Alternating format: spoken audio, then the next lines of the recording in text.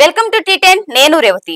Mukesh Ambani Reliance కు దేశంలోనే కాకుండా ప్రపంచవ్యాప్తంగా వ్యాపారాలున్నాయి. పెట్రోకెమికల్స్ నుంచి రిటైల్ దుకాణాల వరకు దాదాపు ప్రతి రంగంలోనూ రిలయన్స్ బ్రాండ్ వ్యాప్తి చెందింది.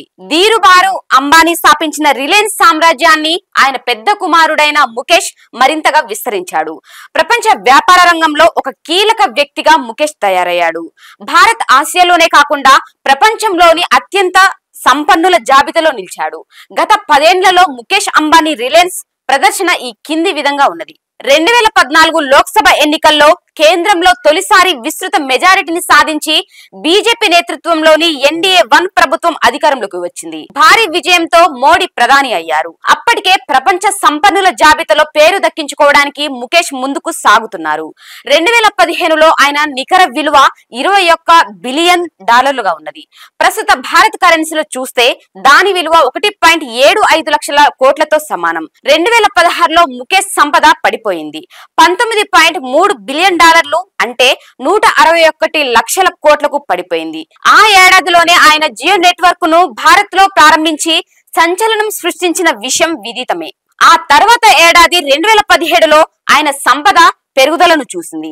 $23.2 బిలియన్ చేరుకున్నది.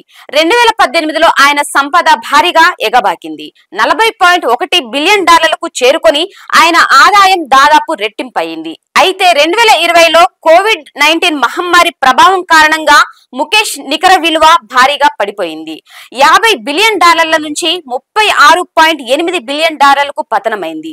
2021లో ఆయన సంపద ఆకాశమే హద్దుగా రాకెట్ వేగంతో దూసుకు వెళ్లింది. $84.5 బిలియన్ అంటే 7.6 లక్షల కోట్లకు ఎగబాకింది. 2021 నుంచి 2024 వరకు ముఖేష్ సంపద ఆకాశం వైపే చూసింది. వ్యూహాత్మక పెట్టుబడులతో ముందుకెళ్లాడు. దీంతో ఆయన సంపద పెరుగుదల అలాగే కొనసాగింది. ముఖ్యంగా డిజిటల్ విభాగం నుంచి రిలయన్స్ కు గణనీయమైన ఊపును తీసుకొచ్చింది. ఫేస్బుక్, గూగుల్ వంటి దిగ్గజ టెక్ కంపెనీల నుంచి వందల కోట్ల పెట్టుబడులను ఇది ఆకర్షించింది. అంబానీ సంపద పెరగడానికి కీలకమైన వాటిలో ఒకటి జియో నెట్వర్క్. కేంద్రం ప్రభుత్వ రంగ నెట్వర్క్ అయిన బిఎస్ఎన్ఎల్ ను పట్టించుకోకపోవడం, డిజిటల్ వైపు ఎక్కువగా అవకాశాలు కల్పించడం ముఖేష్ కు కలిసి వచ్చిందని నిపుణులు అంటారు. దీంతో అప్పటి వరకు ఈ రంగంలో ఏకఛత్రాధిపత్యాన్ని ప్రదర్శించిన ఇతర మొబైల్ నెట్వర్క్లను నెట్టేసి జియో ముందుకు వచ్చింది.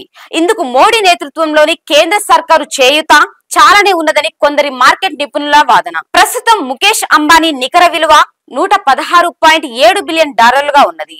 అంటే భారత కరెన్సీలో ఇది దాదాపు 9.7 లక్షల కోట్లకు సమానం. భారత్ లో సంపద అసమానతలు భారీగా కలిగి ఉన్నాయని పలు జాతీయ, అంతర్జాతీయ నివేదికలు విశ్లేషిస్తున్నాయి. అంబానీ, అదానీ వంటి పారిశ్రామికవేత్తల ఆస్తులు పెరగటం, పేద మధ్య తరగతి వారు కనీసం అవసరాలకు సైతం నోచుకోలేకపోవడం వంటివి ఈ నివేదికల వాదనలకు బలాన్ని చేకూరుస్తున్నాయని సామాజికవేత్తలు, ఆర్థిక నిపుణులు అంటున్నారు. ఇది ఇవాల్టి న్యూస్. చూస్తూనే ఉండండి టీ10.